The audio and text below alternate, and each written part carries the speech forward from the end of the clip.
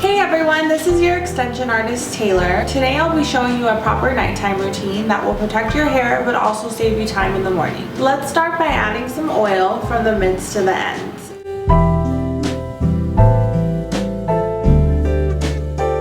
After you've added the oil, you will brush your hair starting from the bottom up to avoid unnecessary breakage.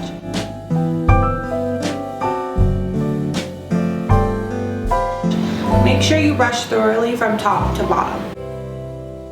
After you've detangled your hair, you have a few different options. 2 braids, French, Dutch braids, or a very loose bun.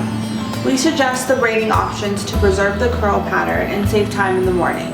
The next option would be to create a loose bun on the very top of your head using our pillow scrunchie.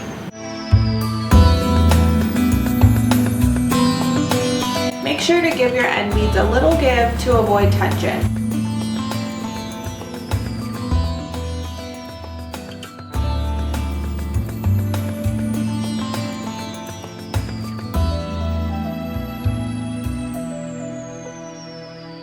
We hope this nighttime routine truly helps you save time the next morning and protect your investment.